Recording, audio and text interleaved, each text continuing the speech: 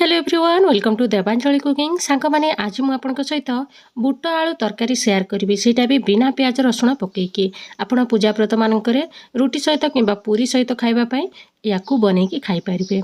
चलतु ताहले स्टार्ट करवा। देखो ये मो प्रेसर नहीं जाइए गोटे ग्लास पानी फ्लेम को हाई करदे पानी को गरम हाँवाई दबा। एबे आमे एथिरे देदबा दुईटी आलू आलू को मुझे पूरा चोपा छड़े नहीं बतुरे थिबा चना को देदबा। चना को 4-5 घंटा आगु मु बतुरे नहीं तापर एथिरे देदबा स्वाद अनुसार लुण जी चना को दरकार सेतिकी दबा। तापर प्रेसर लॉक करके याको 2टा हुइसिल आसीबा पर्यंत प्रेसर को हाई फ्लेम रे रखिबा। चलतु या गोटे मसला तैयारी करि नबा।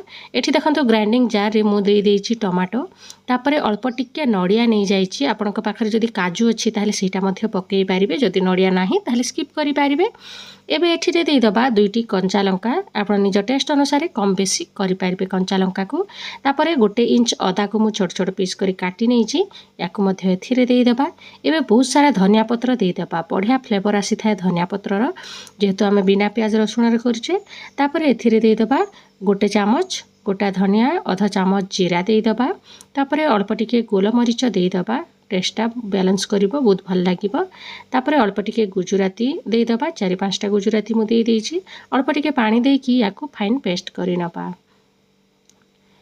मसला तो हेई गलानी याको साइड रे रखिकी कढ़ाई को गरम करिबा। कढ़ाई रे एबे देई दबा तेल 2 चामच खंडे तेल नहीं जाइए। आपण तेल जगह घी मध्य यूज करि पारिबे। भल भाव तेलटा गरम हो सारे 1 पीस डालचीनी आ 1 पीस तेजपत्र देई दबा। टिके भाजी हला परे जो मसला पेस्टा बाटिकी रखिथिले ताकू एथिरे देई दबा।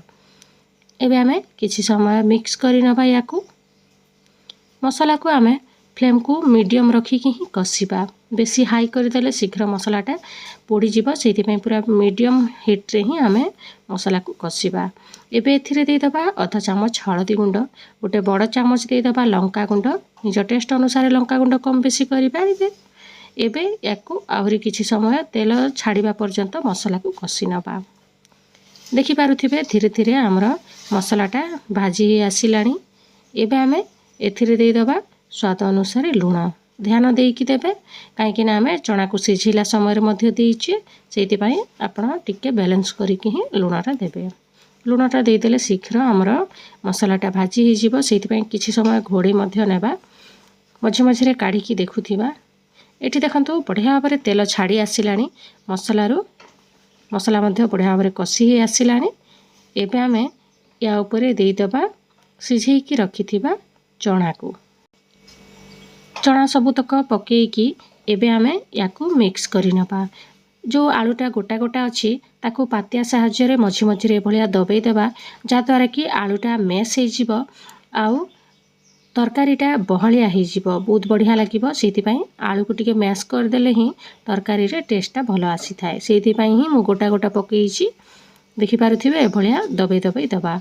देखंतु मु गोटे मैशर मध्य यूज करि नैछि, जदि पातिया रे होउनी ताहले ए भलिया मैश करिदेले तरकारी रो टेस्टटा बहुत भलो आसी थाए, जेहेतु आलूटा पूरा मैश हो जिवो आउ पूरा बहलिया हो जिवो। हमर झोलटा मिक्स हो जाइछि भलो भाव रे।